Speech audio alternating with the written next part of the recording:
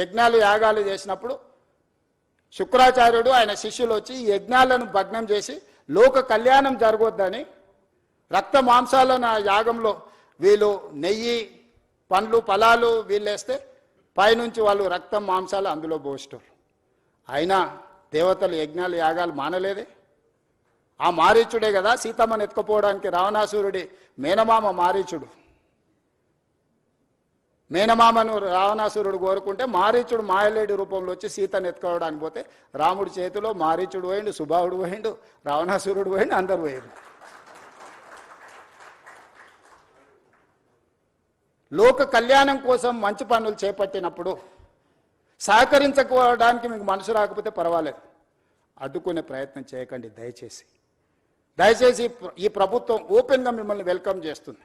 రేపు శాసనసభలో కూడా ఇది చర్చకు పెడతాను. శాసనసభలో మీరు వీలైనంత మేరకు సలహాలు సూచనలు ఇవ్వండి ముందుకెళ్ళడానికి.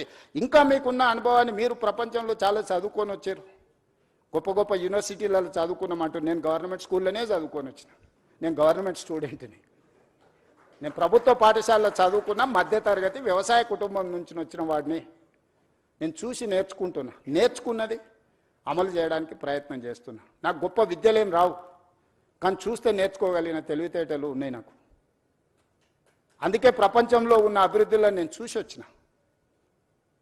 సేయింగ్ ఇస్ బిలీఫ్ అంటారు, నకల్ మారనేకి వెళ్ళి అకల్ రహనా అంటారు. ఇన్ని ప్రాజెక్టులను చూసినాము, కనీసం వాటి నకలు కొట్టినా కూడా ప్రపంచంలో ఒక గొప్ప అద్భుతమైన కట్టడాన్ని మనం కట్టవచ్చు. దీనికోసం పెద్దగా సైంటిస్ట్ కావాల్సిన అవసరం లేదు, కామన్ సెన్స్ ఉంటే సరిపోద్ది. అది కూడా లేకుండా మాట్లాడితే ఇంకా నేను చేయగలిగింది ఏముంది, జాలిపడడం తప్ప. నాకున్న అవకాశం ఏంది, మీరందరూ సలహా చేయండి, మీరందరూ తీర్మానం చేయండి. వద్దు ఈ ప్రాజెక్ట్ ఆపేద్దామంటే I don't have any issues. మీ అందరికి ఇష్టం లేని అభివృద్ధిని నేను ఎందుకు చేస్తాను? ఈ అభివృద్ధిని చేసి నేనేం నాతో పాటు తీసుకెళ్లేదు ఉందా? లేదే. ఆర్టీజీఎస్ కూడా లేదు పైకి పోయినప్పుడు ట్రాన్స్ఫర్ చేసుకోవడానికి. పోస్ట్ డేటెడ్ చెక్స్ ఇచ్చినా కూడా పైన పోయినాక ఎన్కాష్ చేసుకోవడానికి ఏం లేదు. ఏం చేసినా ఇక్కడనే వదిలేళ్ళాలి, ఏం సంపాదించినా ఇక్కడనే వదిలేళ్ళాలి.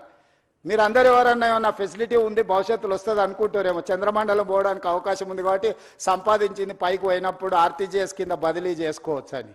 I don't think so. A technology వచ్చినా అది అసాధ్యము. మనం చేసిన మంచి ఇక్కడే ఉంటుంది, మనం చేసిన చెడు ఇక్కడే ఉంటుంది. కాకపోతే మంచికైనా చెడుకైనా నేను మంచికి ప్రతినిధిని కావాలనుకుంటున్నా.